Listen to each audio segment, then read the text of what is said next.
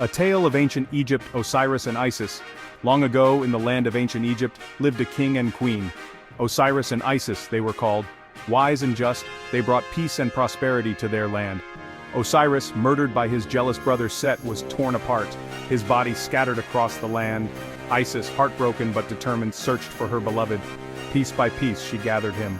Through her love she resurrected Osiris, proving that even in death, hope can bloom. This ancient tale, my friends, is more than just a story. It's an allegory. What is an allegory? Allegory is signs and symbols told in a story form. So let's analyze the signs and symbols. Let's look through the story. Talking with Ebonics and you will understand the story. There was a prophecy that was given to the pharaoh by the shamans of African falling nation. One day Africa, jealous brother, will betray them, just as Osiris was. Africans will be taken and scattered throughout the four corners of the earth. This represents Osiris' body parts. Isis, the mother, the wife, had to find Osiris's body parts and put them back together. This represents the woman is a child-first teacher. Through the woman teaching the child, then shall the uniting the African people. This is why during the 1960s, the Black Panther Party movement, which only represent the mother and the father caring for the future generation, their children had to be broken up and divided, conquered through the power of the CIA flooding the urban areas with crack cocaine, and later welfare was introduced, not only as a helping mechanism, but also as a way to divide the black mother from the black man, the black father from the black child. Scattered pieces, broken bonds, the diaspora's echo. Think about the scattering of Osiris. His body torn apart, pieces spread far and wide. Now think about the African diaspora. Millions taken from their homeland, scattered across the globe by slavery. Families ripped apart, cultures fragmented, traditions lost. The pain of separation, the loss of identity, echoes the tragedy of Osiris. Yet even in this darkness, the spirit of Isis lives on. The resilience of the African people, their unwavering spirit, their determination to survive. This is the legacy of Isis, the power to endure, the strength to rebuild. Whispers from the past, ancient writings, timeless truths. It seems as the ancients knew one day we will forget our story, so they wrote endless on the monuments and the walls deeply sketched into the stone. The ancient Egyptians, they believed in the power of writing. Hieroglyphs, they called them. Sacred carvings that held their history, their stories, their very souls. But now in modern day, scientists start to take note in the 1980s that modern-day African Americans speak broken English, which they start to understand that it was not really broken English.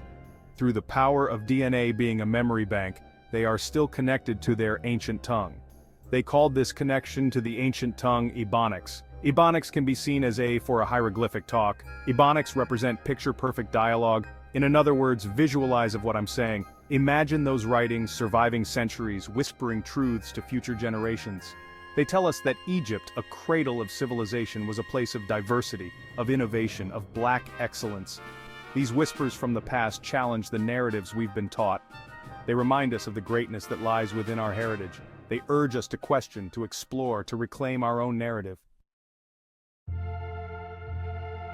A people divided, the struggle for identity through the Woolly Lynch syndrome. After slavery, our ancestors faced a new struggle. Stripped of their names, their languages, their very identities, they had to rebuild their lives.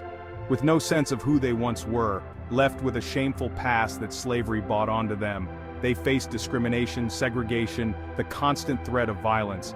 The fight for civil rights, for equality, for recognition, it's a testament to their strength. But the wounds of the past run deep. Even today, we see division, mistrust, a struggle for acceptance. We must ask ourselves, how do we heal these wounds? How do we move forward as a united people? Section 5. Awakening to Truth, Reclaiming the African Soul. There's a conscious reawakening happening.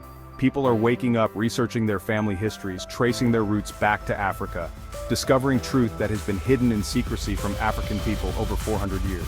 Their history was taken in, reclaimed, and renamed.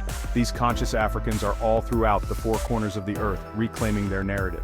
This is the prophecy's symbolic meaning of Osiris and Isis. They are embracing their African heritage by honor their ancestors, celebrating their culture, their music, their traditions. This is Isis at work, piecing together the fragments, pieces of Osiris' body, rebuilding the spirit of her children. This awakening is about more than just the past. It's about who we must be. past and present of self-preparation. It's about understanding who we are, where we come from, and what we can achieve together. It's about reclaiming our power, our voice, by controlling our narrative and our place in the world. Section 6. The Power of Unity, Healing the Wounds of Division. The story of Osiris teaches us that division leads to destruction. But unity, my friends, unity is our strength. We must come together, not as black or white, but as Americans. We must recognize our shared history, our shared struggles, our shared destiny. We must embrace our diversity, but just as other races does, we must first know thyself and our hidden past and remember the prophecies of Osiris and Isis, and then we can celebrate our differences and recognize that our strength lies in our unity. We are all part of the same tapestry, woven together by the threads of our shared humanity. Section 7. A Legacy of Resilience, Triumph over Adversity. Look at the journey of African Americans, from the horrors of Kemet prophecies of destruction, on through slavery to the fight for civil rights. They have overcome unimaginable obstacles. This is the legacy of resilience, the resurrection of Osiris, the spirit of Isis, alive and well. We must honor their sacrifices, learn from their struggles, and continue their fight for justice and equality. Their story is not just one of pain and suffering, but also one of triumph and perseverance. It is a testament to the indomitable human spirit, the ability to rise above even the most horrific circumstances. Section 8. Building a Brighter Future. Education, Empowerment, Equality. Education is key, my friends. We must educate ourselves and our children about our true history, not only slavery and bondage history, this a long shame of people, but the unforbidden hidden history before bondage, the history when we call ourselves gods and goddesses and the whole world looked up to us for salvation, when we honor the laws of Ma'at and we live by and under its principles. Christianity has never worked for us. It was introduced to us by our oppressors, which it was never meant to liberate us, but to hold us and keep us in bondage, looking for a Savior when we are our Savior and our salvation, the embodiment of the living Christ's second coming. We must teach them to challenge stereotypes, to embrace diversity, to fight for justice. Empowerment comes from knowledge, from understanding our past, from claiming our rightful place in society. Only through education can we break down the walls of prejudice and build a future where all are treated with dignity and respect.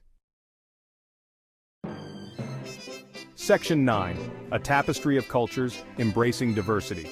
America, this great nation of ours, is a tapestry woven from threads of many cultures. Each thread, unique and beautiful, contributes to the richness of the whole. We must embrace this diversity, celebrate our differences, and recognize that our strength lies in our unity. We are a nation of immigrants, a melting pot of cultures, a symphony of voices. Let us embrace this diversity, for it is in our differences that we find our greatest strength and our greatest potential.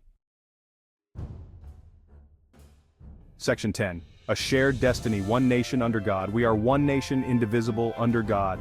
This is the ideal we must strive for, a nation where all are created equal, where justice and liberty prevail. Let us remember the words of Dr. King, "Injustice anywhere is a threat to justice everywhere."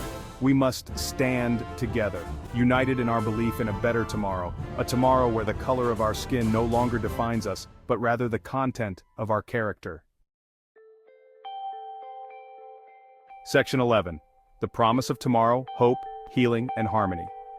The story of Osiris and Isis is a story of hope. It reminds us that even in the darkest of times, love, perseverance, and faith can prevail.